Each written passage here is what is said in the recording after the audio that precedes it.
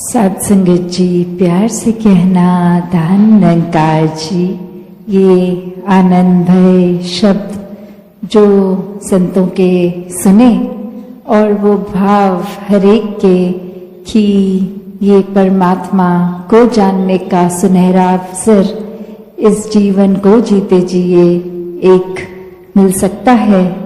और सिर्फ ये परमात्मा को जानने का उद्देश्य ही एक परम उद्देश्य इस जीवन का। कैसे एक परमात्मा को जानकर इसको प्यार करके इसके एहसास में रहकर ही फिर वाकई ही मनुष्य जीवन एक सफल जीवन माना जाएगा।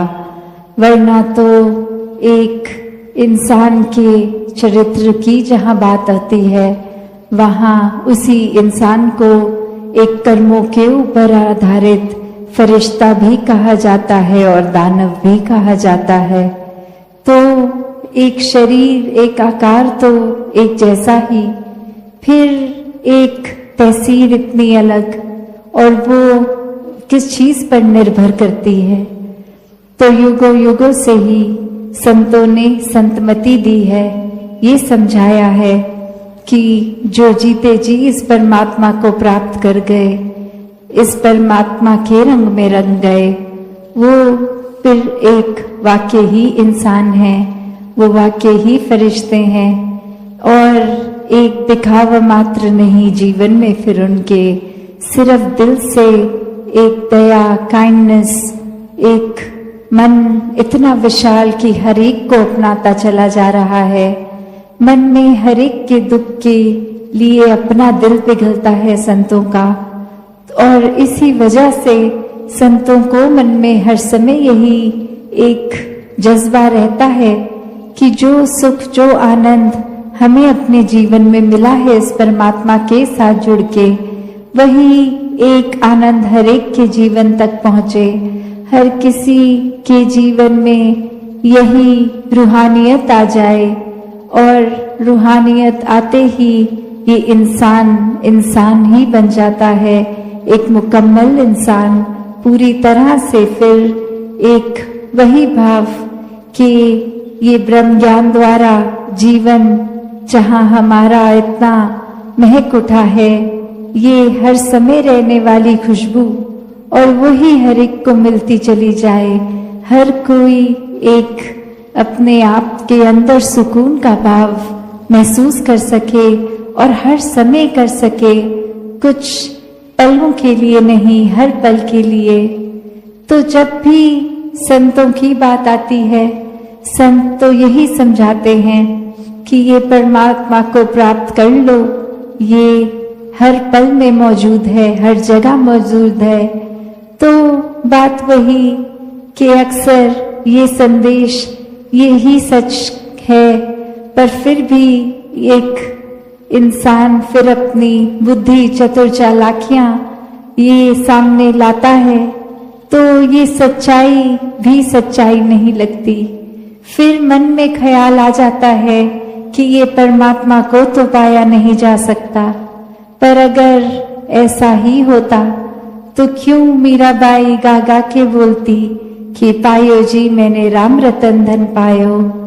ये सौगात जो ने अपने सद्गुरु है, तो इसी तरह हर कोई अपना जीवन जीता चला जाए। संतों के सुने और वो भाव हरेक के कि ये परमात्मा को जानने का सुनहरा अवसर इस जीवन को जीते जिए एक मिल सकता है। और सिर्फ ये परमात्मा को जानने का उद्देश्य ही एक परम उद्देश्य इस जीवन का। कैसे एक परमात्मा को जानकर इसको प्यार करके इसके एहसास में रहकर ही फिर वाकई ही मनुष्य जीवन एक सफल जीवन माना जाएगा। वरना तो एक इंसान के चरित्र की जहाँ बात आती है वहाँ उसी इंसान को एक कर्मों के ऊपर आधारित फरिश्ता भी कहा जाता है और दानव भी कहा जाता है। तो एक शरीर एक आकार तो एक जैसा ही, फिर एक तहसीर इतनी अलग, और वो किस चीज पर निर्भर करती है। तो युगों युगों से ही संतों ने संतमति दी है, ये समझाया है कि जो जीते जी इस परमात्मा को प्राप्त कर गए, इस परमात्मा के रंग में रंग गए, वो फिर एक वाक्य ही इंसान है, वो वाक्य ही फरिश्ते हैं और एक दिखावा मात्र नहीं जीवन में फिर उनके, सिर्फ दिल से एक दया, काइंडनेस, एक मन इतना विशाल कि हर एक को अपनाता चला जा रहा है। मन में हर एक के दुख के लिए अपना दिल पिघलता है संतों का, और इसी वजह से संतों को मन में हर समय यही एक जज्बा रहता है कि जो सुख, जो आनंद हमें अपने जीवन में मिला है इस परमात्मा के साथ जुड़ के, वही एक आनंद हर एक के जीवन तक पहुँचे। हर किसी के जीवन में यही रूहानियत आ जाए, और रूहानियत आते ही ये इंसान ही बन जाता है, एक मुकम्मल इंसान, पूरी तरह से फिर एक वही भाव कि ये ब्रह्म ज्ञान द्वारा जीवन जहाँ हमारा इतना महक उठा है, ये हर समय रहने वाली खुशबू, और वही हर एक को मिलती चली जाए। हर कोई एक अपने आप के अंदर सुकून का भाव महसूस कर सके और हर समय कर सके, कुछ पलों के लिए नहीं, हर पल के लिए। तो जब भी संतों की बात आती है, संत तो यही समझाते हैं कि ये परमात्मा को प्राप्त कर लो, ये हर पल में मौजूद है, हर जगह मौजूद है। तो बात वही कि अक्सर ये संदेश यही सच है, पर फिर भी एक इंसान फिर अपनी बुद्धि, चतुर चालाकियां ये सामने लाता है, तो ये सच्चाई भी सच्चाई नहीं लगती। फिर मन में ख्याल आ जाता है कि ये परमात्मा को तो पाया नहीं जा सकता।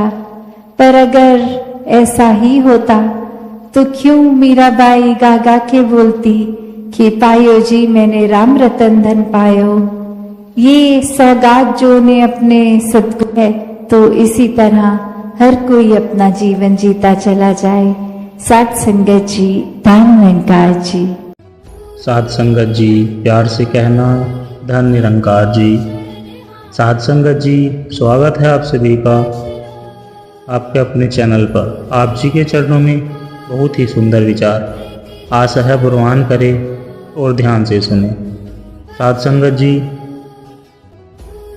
अपने अंदर की एक कमी का भी अगर हमें एहसास है तो यकीन मानिए वो दूसरों की 1000 कमियों को जानने से कहीं बेहतर है। ज्ञान पाके भक्ति का जो नींद आनंद उठाता है, कहे हरदेव उसी का जीवन सफल सदा कहलाता है। साध संगत जी, संतों में संसार भक्तों की बहुत ज़रूरत है।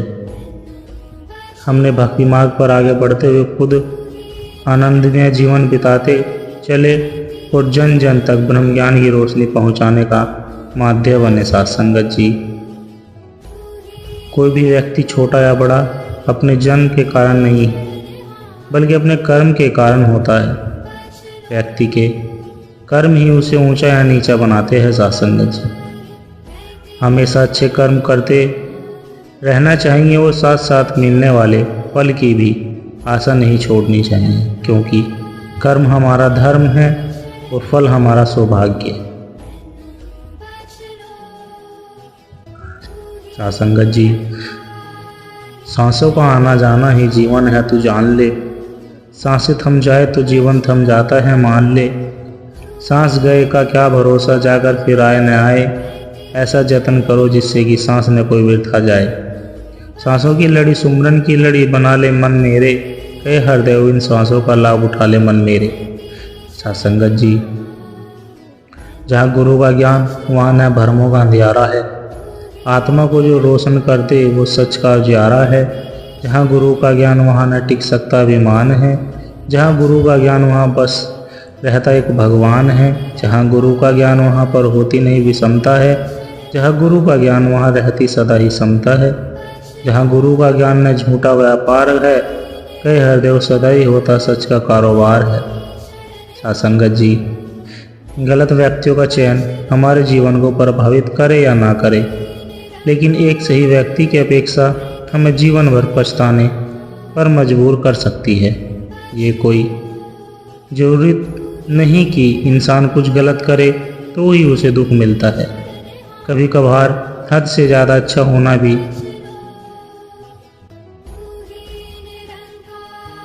कभी कभार हद से ज़्यादा अच्छा होने की भी कीमत चुकानी पड़ती है। सत्संगत जी, ऐसे काम मत करो जिससे किसी को हानि पहुँचे। हर एक के साथ भलाई करने की कोशिश करें। आप इंसान हो, इसलिए इंसानों वाले काम किया करें। हमेशा ऐसे काम करो जिससे दूसरों को भी लाभ पहुँचे। हानि का कारण या हानि का कार्य मत करो। जहाँ पर अशांति उधर जाना नहीं, उधर देखना नहीं, वहाँ से हट जाना चाहिए। सत्संगत जी, संकीर्ण मानसिकता, छोटी सी सोच इंसान को सफल होने से रोक सकती है। जिनकी सोच विशाल, हृदय विराट बड़ा होता है, वह सफल बनते हैं। हर किसी के लिए दिल में सिर्फ प्यार होता है। भूल से भी किसी प्राणी के लिए दिल में नफरत नहीं होनी चाहिए। सत्संगत जी, प्रेम प्रभु का प्रकट रूप है। सारी सृष्टि साकार प्रेम है। सत्संगत जी, श्री अष्टवक्र गीता श्लोक 12.8, जो इस संसार से आचरण करता है वह कर्तव्य मुक्त हो जाता है। जिसका इस प्रकार का स्वभाव है वह कर्तार्थ मुक्त हो जाता है। सत्संगत जी, विश्वास को इतना पक्का बनाए कि असफलता में भी अपने प्रभु की कृपा दिखाई दे। हो सकता है कि प्रभु ने कोई बड़ी सफलता देनी हो जिसका आभास हमें कुछ समय पश्चात हो पाएगा। सत्संगत जी, मनुष्य को हमेशा हर हाल में निर्मल रहना चाहिए। तरक्की कामयाबी मिलने के बाद ज़्यादा हवा में नहीं उड़ना चाहिए।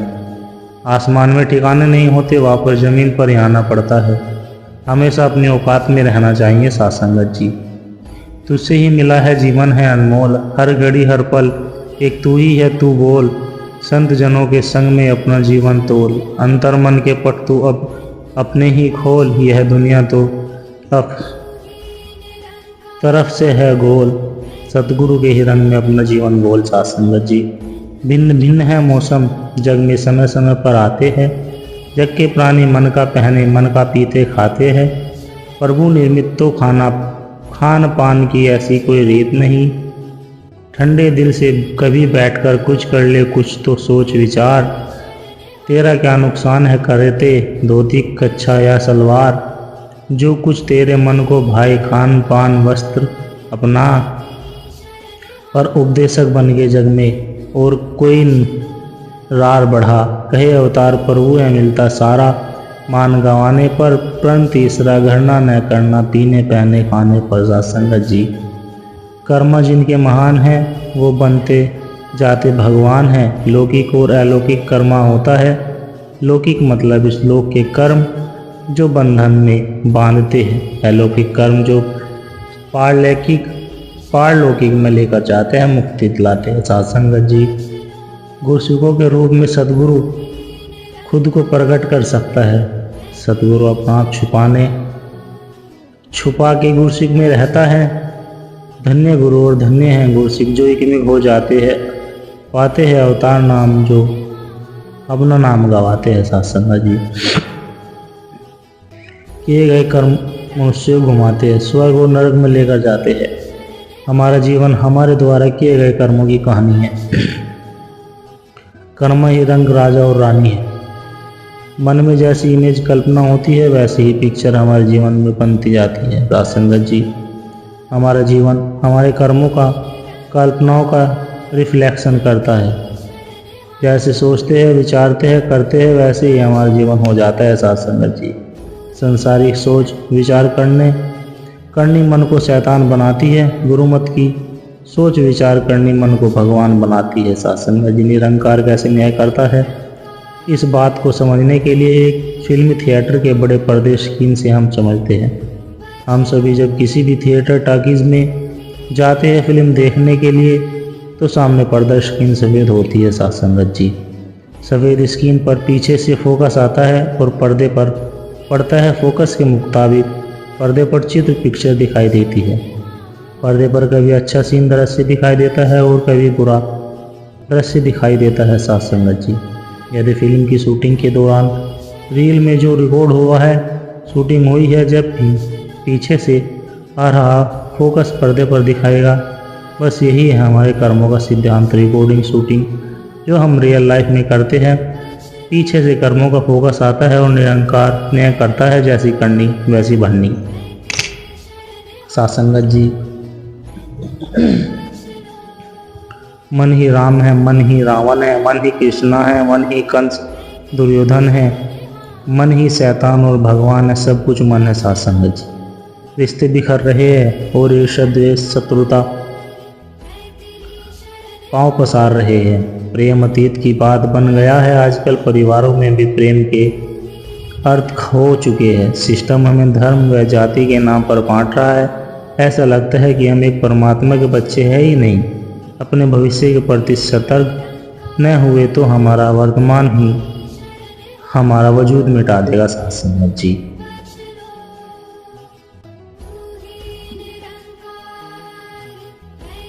एक आदमी, एक पूरा परिवार गुरुद्वारा जाकर गुरु की महान सेवा किया करता था।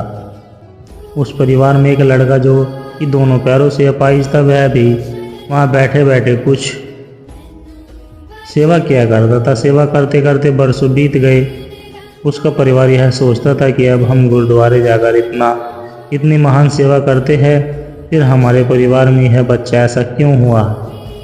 क्या क्या दोस्त था सासंगत जी। एक दिन गुरु पूर्णिमा के दिन सत्संग चल रहा था। हजारों लाखों श्रद्धालुओं के बीच उस अपाहिज पुत्र के पिता ने गद्दे पर बैठे हुए गुरु से सवाल किया सासंगत जी कि हे गुरुदेव, हम सब इतनी गुरुद्वारे में सेवा करते हैं, कभी किसी के बारे में बुरा नहीं सोचते, नहीं किसी का बुरा करते हैं, फिर ऐसा क्या गुनाह हुआ जो हमारा बच्चा अपाहिज पैदा हुआ? सासंगत जी, फिर गुरु ने जवाब दिया, वैसे तो यह बात बता नहीं सकते थे, पर समय तूने हजारों लाखों संगत के बीच यह सवाल पूछा। अब अगर मैंने तेरी बात का उत्तर नहीं दिया तो हजारों लाखों संगत का विश्वास डामाडोल हो जाएगा सासंगत जी। इसलिए पूछता है तो सुन। यह बच्चा है जो 2 टांगों से बेकार है। पिछले जन्म में यह एक किसान का बेटा था। रोज खेत में अपने पिता को दोपहर में भोजन का टिफिन खेत में देने के लिए जाया करता था सासंगत जी। एक दिन इसकी माँ ने इसे दोपहर 11 बजे खाना लगा कर दिया कि बेटा खाना खा कर पापा को टिफिन देकर आ। इसकी माँ ने खाना परोस कर थाली में रख दिया कि इतनी देर में उसके दोस्त आवाज़ लगाई तो यह खाना वहीं छोड़कर दोस्तों से बात करने बाहर चला गया सासंगत जी। इतने में एक कुत्ता घर में घुस आया और कुत्ते को थाली में मुंह डालता हुआ देखकर पास ही में लोहे का बड़ा डंडा सा पड़ा हुआ था। इसने यह भी नहीं सोचा कि खाना तो झूठा हो चुका है। बिना सोचे समझे उस कुत्ते की दोनों टांगों पर इतनी जोर से लोहे का डंडा मार दिया कि वह कुत्ता अपनी जिंदगी जब तक जिंदा रहा दोनों पैरों से बेकार घसीटते घसीटते जिंदगी जिया और तड़प तड़प कर मर गया सासंगत जी। यही उसी कुत्ते की बद्दुआ का फल है जो इस जन्म में दोनों टांगों से अपाहिज पैदा हुआ है। पुत्र, इस संसार में इंसान को अपने अपने कर्मों का फल भुगतना ही पड़ता है।